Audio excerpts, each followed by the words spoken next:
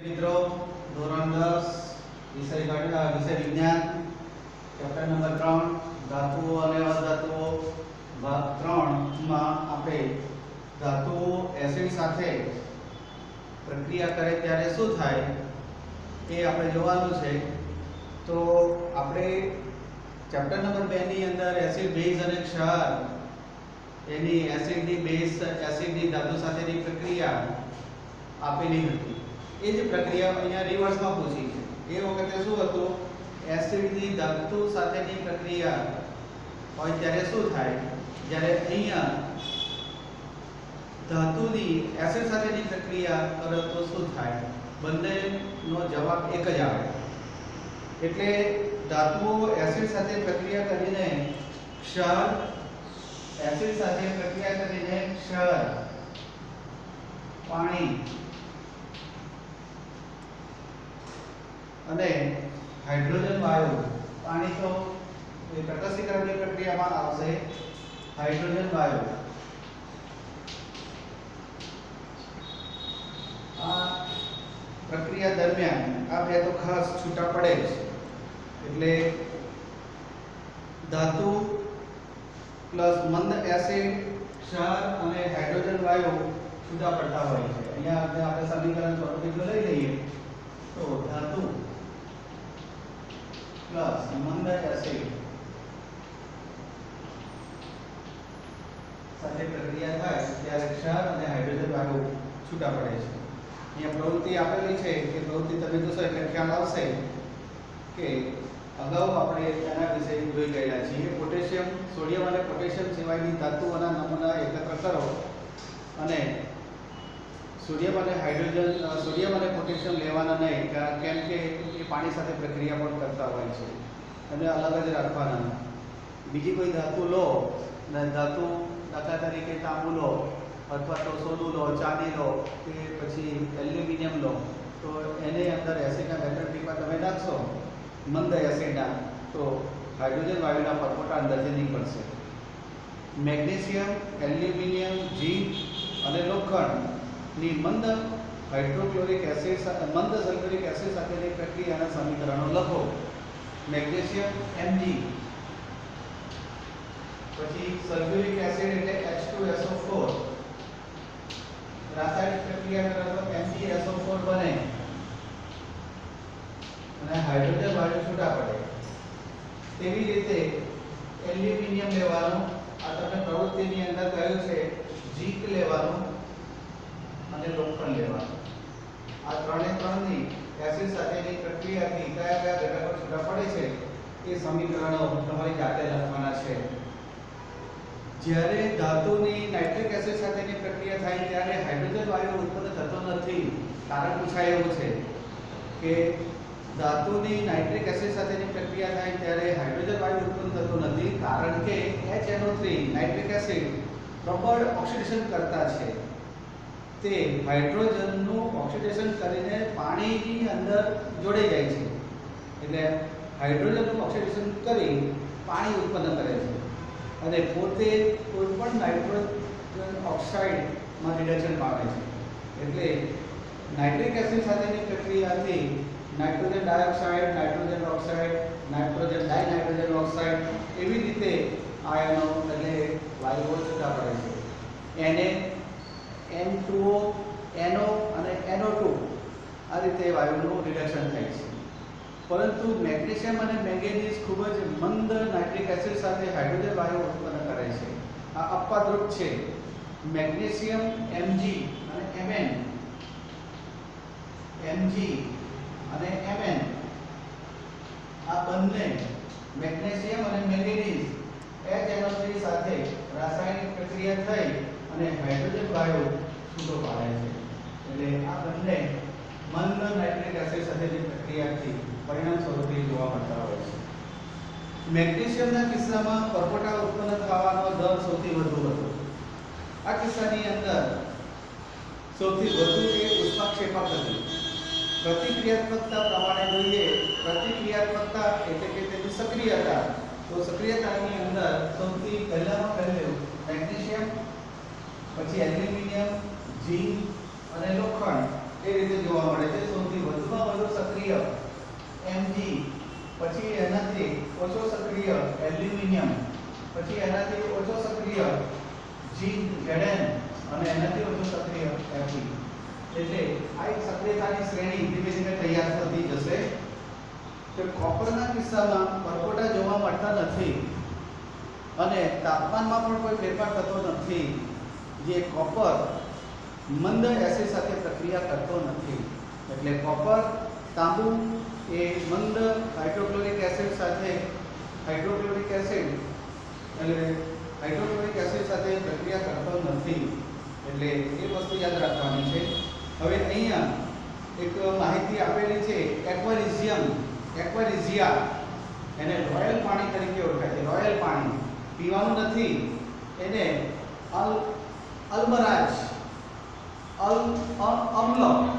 અમ્લરાજ તરીકે ઓળખાય છે.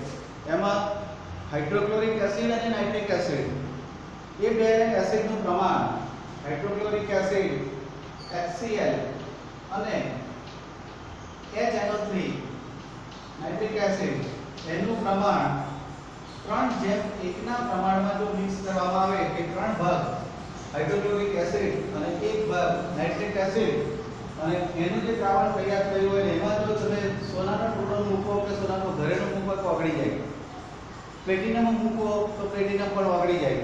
એટલે એને અમ્લરાજ તરીકે અથવા તો એને રોયલ પાણી તરીકે પણ ઓળખવામાં આવે છે. એને એક્વેરિઝિયા પ્રબળ ક્ષારીય ધુમાયમાન પ્રવાહી છે, જે સોના અને પ્લેટિનમને ઓગાળવામાં મદદ કરે છે.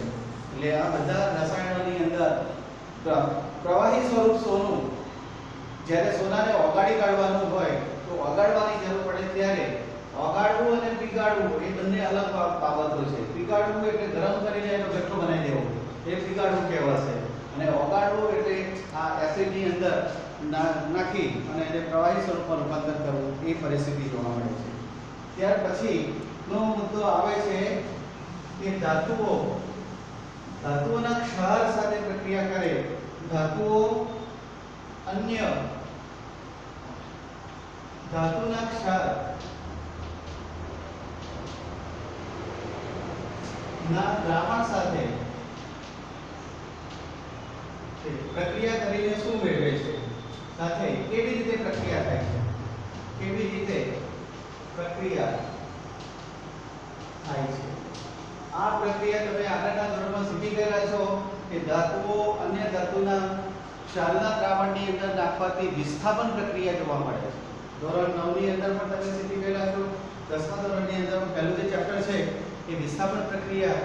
તો આ રીતે એ વિસ્થાપન પ્રક્રિયાની અંદર જોવા મળતી હોય છે. સક્રિય ધાતુ તેનાથી ઓછી સક્રિય ધાતુ તેના સંયોજનના દ્રાવણમાં પીગાળેલા સ્વરૂપમાં વિસ્થાપિત કરે છે. એટલે અગાઉના વિભાગોમાં આપણે જોયું કે ધાતુઓ સમાન રીતે પ્રતિક્રિયાત્મકતા હોતી નથી. બધી ધાતુઓ સરખી રીતે સક્રિય હોતી નથી. આપણે અલગ અલગ ધાતુઓ માટે ઓક્સિજન, પાણી અને એસિડની પ્રતિક્રિયાત્મકતા ચકાસી, પરંતુ ધાતુઓ આ પ્રક્રિયકો સાથે પ્રક્રિયા કરતા નથી. તેથી તેને એકત્રિત કરેલા નમૂનાની અંદર તેમની પ્રતિક્રિયાત્મકતાના ઉતરતા ક્રમમાં મૂકી શકાય નહીં.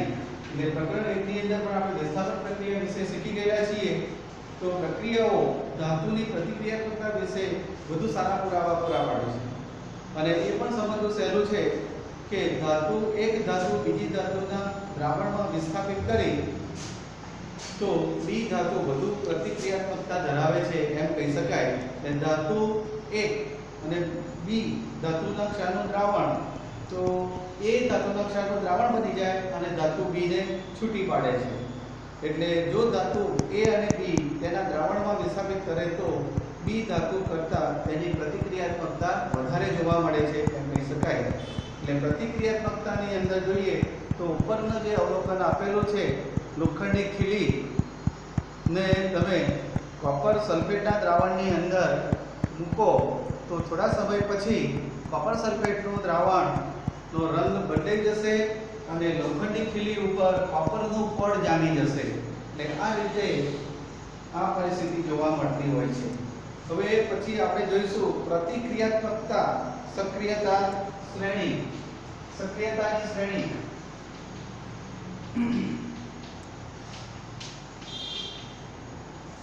અને પ્રતિક્રિયાત્મકતા પણ કહેવામાં આવે છે.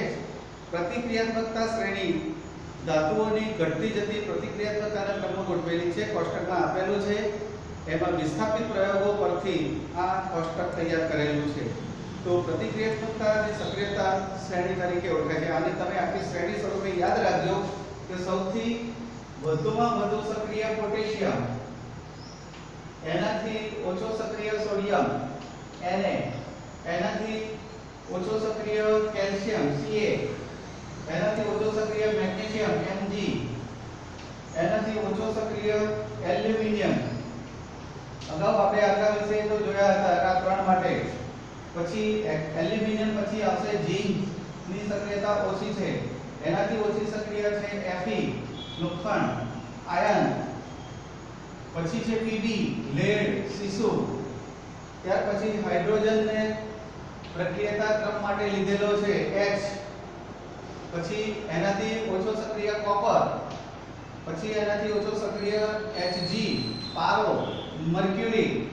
પછી એનાથી ઓછો સક્રિય Ag ચાંદી. અને પછી છેલ્લો નંબર આવે છે Au સોનું. એટલે આ સક્રિયતાની શ્રેણી કોષ્ટકની અંદર તમે 3.2 માં સીધી પોઝિશનમાં આપેલી છે. અહીંયા એ શ્રેણી તૈયાર કરજો. 2 માર્કમાં પણ આ આખી શ્રેણી પૂછી કાઢે છે કે ધાતુની સક્રિયતાની શ્રેણી એટલે શું અને એ શ્રેણી લખો. તો આ રીતે તમે શ્રેણી સ્વરૂપે લઈ શકો. એટલે સૌથી વધારે સક્રિય પોટેશિયમ છે અને સૌથી ઓછામાં ઓછો સક્રિય ધાતુમાં જોઈશું તો સોનું છે. એટલા માટે સોના ચાંદીના ઘરેણા તરીકે ઉપયોગમાં લઈ શકાય છે. કોઈ દિવસ એલ્યુમિનિયમના કે લોખંડના કે કોપરના એવા ઘરેણા પહેરવામાં વપરાતા નથી. એનું કારણ કે તેને આપણા શરીરના અંદર રહેલો જે પરસેવો છે એ પરસેવા સાથે એ રાસાયણિક પ્રક્રિયા કરતા નથી. ચાંદીમાં પણ તમે કદાચ જોશો તો ઘણી વખત ચાંદીના ઘરેણા પહેરેલા હોય તો એ કાળા પડી જાય છે. જ્યારે સોનામાં એવી ચમક ઓછી થતી નથી. એટલે એ સોનાની અંદર એની એક લાક્ષણિકતા છે કે કોઈ સાથે રાસાયણિક પ્રક્રિયા કરતા નથી. એટલે એ જ વસ્તુ મેં જોવાની છે કે પ્રતિક્રિયાત્મકતા અથવા સક્રિયતાની શ્રેણીમાં સૌથી વધુ સક્રિય પોટેશિયમ, પછી sodium, calcium, magnesium, aluminium, zinc, iron, Pb lead, copper, Hg, Ag અને Au. આ શ્રેણી આખી યાદ રાખવાની. એટલે આની ઉપર આધારિત તમને એક બે સવાલ પણ પૂછી શકે. હવે એની પર આધારિત પાછળ જે પ્રશ્નો આપેલા છે એ પ્રશ્નોના જવાબ તમે તૈયાર કરજો. હવે ધાતુઓ અને અધાતુઓ કેવી રીતે પ્રક્રિયા કરે છે? ધાતુ અને અધાતુ બે ભેગા થાય તો કેવી રીતે પ્રક્રિયા કરે છે એના વિશે આપણે જોવાનું છે. ધાતુ અને અધાતુ. ધાતુઓ અને અધાતુઓ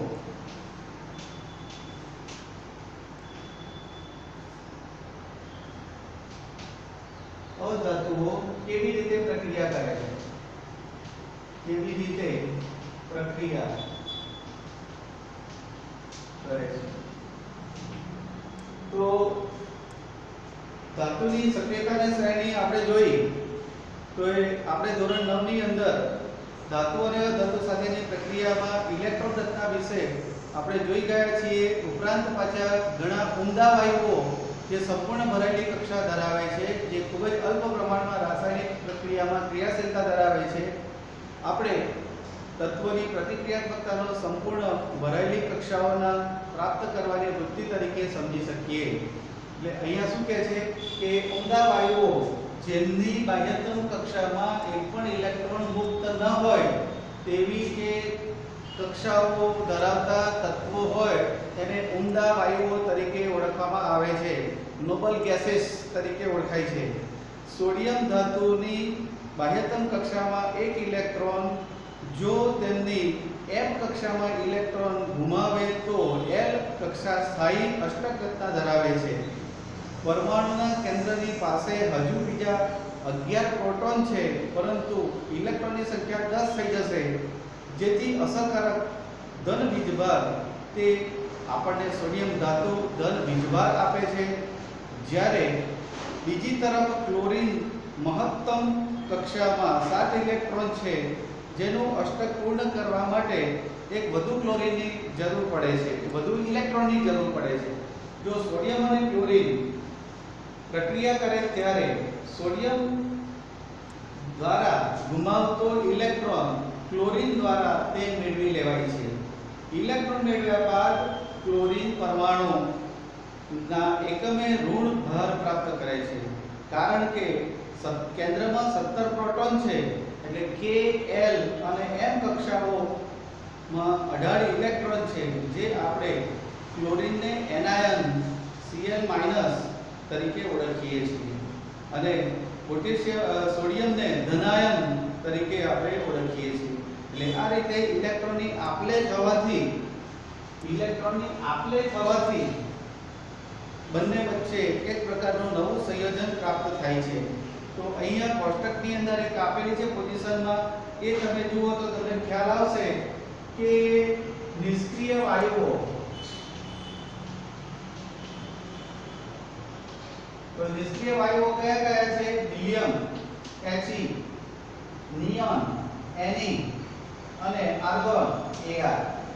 Ne માં કેટલા ઇલેક્ટ્રોન છે? 2।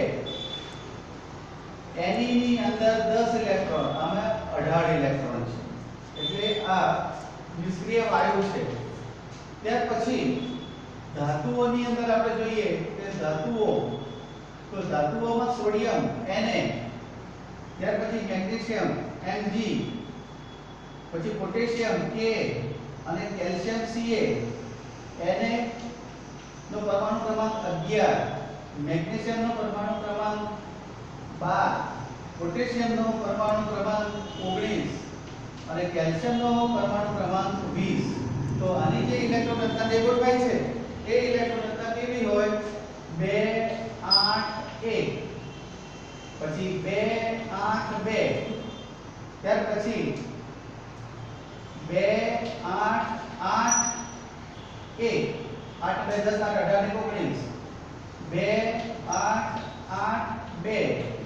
એટલે અહીંયા જે પહેલી કક્ષા જે છે એ K કક્ષા, પછી L કક્ષા, પછી M કક્ષા, K L M N કક્ષાઓ વિશે આપણે 9મા ધોરણની અંદર ભણી ગયેલા છીએ। K L M અને અહીંયા આ N કક્ષામાં ઇલેક્ટ્રોન ગોઠવાય છે આ રીતે। તો ધાતુઓમાં તેમની બાહ્યતમ કક્ષામાં 1 ઇલેક્ટ્રોન 2 ઇલેક્ટ્રોન 1 ઇલેક્ટ્રોન 2 ઇલેક્ટ્રોન જોવા મળે છે। જ્યારે આની ઇલેક્ટ્રોન રચના જો તમે જુઓ તો અહીંયા ફરીથી અહીંયા લખો છો Me, Ab, Ar, argon, Ag એટલે ચાંદી થઈ જશે। અહીંયા 2 10 અને 18, તો પહેલી કક્ષામાં 2 ઇલેક્ટ્રોન, બીજી કક્ષામાં 2 8, ત્રીજી કક્ષામાં 2 8 અને 8। તો જેમની બાહ્યતમ કક્ષામાં એક પણ ઇલેક્ટ્રોન મુક્ત નથી, એટલે એ ઉમદા વાયુઓ તરીકે ઓળખાય છે। જ્યારે અહીંયા તમે જોશો તો જેમની બાહ્યતમ કક્ષામાં 1 ઇલેક્ટ્રોન 2 ઇલેક્ટ્રોન 3 ઇલેક્ટ્રોન મુક્ત હોય તો એ ધન વીજભાર ધરાવે છે, ધનાયન ધરાવે છે।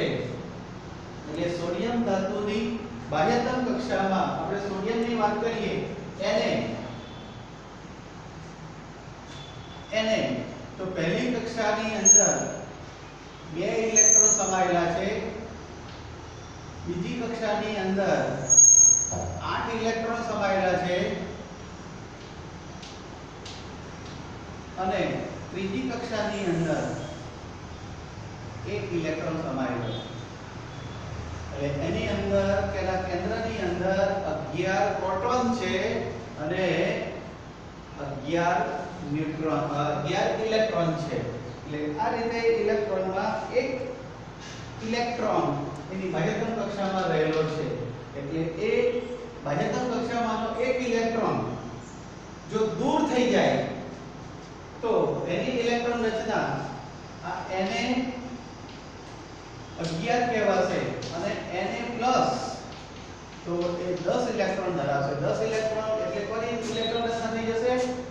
નિયોનની ઇલેક્ટ્રોન રચના જોવા મળશે. એટલે અહીંયા આ રીતે ધાતુઓની ઇલેક્ટ્રોન રચના જોઈએ.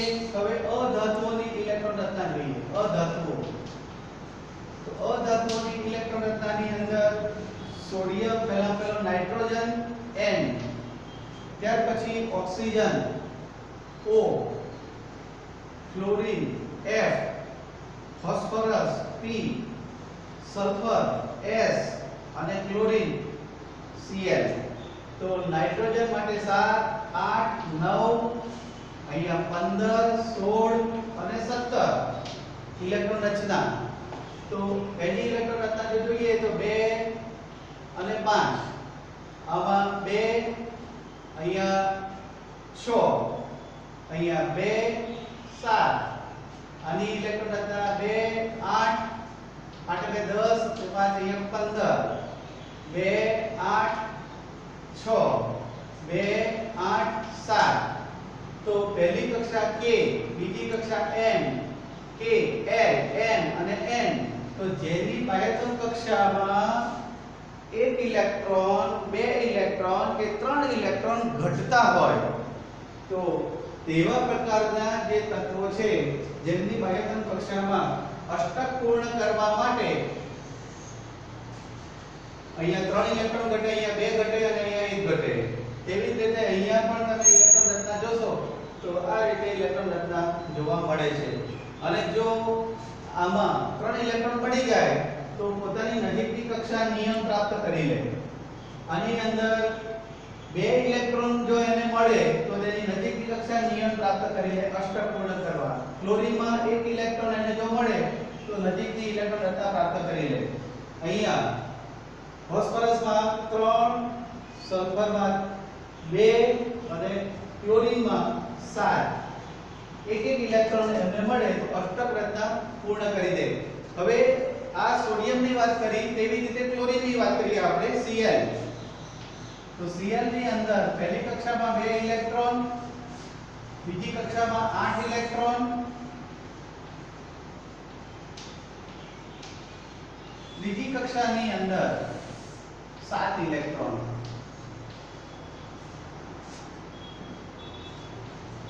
એક ઇલેક્ટ્રોન એના માટેનું સ્થાન ખાલી હોય છે. તો આ સોડિયમ અને ક્લોરીન આમાંનો સોડિયમ Na+ અને Cl-, તો આમાંનો એક ઇલેક્ટ્રોન અહીંયા જો મળી જાય તો Na+ થઈ જાય, Cl- થઈ જાય. એટલે Na અને Cl એ બંને વચ્ચે રાસાયણિક પ્રક્રિયા થઈ અને NaCl બનાવે છે મીઠું.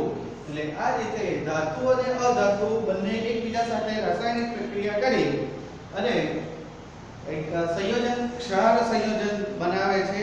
એટલે સોડિયમ અને ક્લોરીન એકબીજા સાથે એક ઇલેક્ટ્રોનની આપલે કરે છે. એટલે એ એકબીજા સાથે સોડિયમ 1 ઇલેક્ટ્રોન ગુમાવે છે, ક્લોરીન 1 ઇલેક્ટ્રોન મેળવે છે. આ સોડિયમનો ઇલેક્ટ્રોન આ મેળવી લેશે એટલે આની અષ્ટક રચના પૂર્ણ થઈ જશે અને આની અષ્ટક રચના પૂર્ણ થશે. આની અષ્ટક રચના કઈ પૂર્ણ થશે? આ M વાળી કક્ષા પૂર્ણ થશે એટલે પેલાની N વાળી કક્ષા પૂર્ણ થશે. એટલે એ રીતે કક્ષાઓ પૂર્ણ થતી જોવા મળે છે. એટલે આવા પ્રકારનું એક બીજું સંયોજન આપેલું છે Mg નું, એ તમે તમારી રીતે જાતે સમજવા પ્રયત્ન કરજો. અસ્તુ.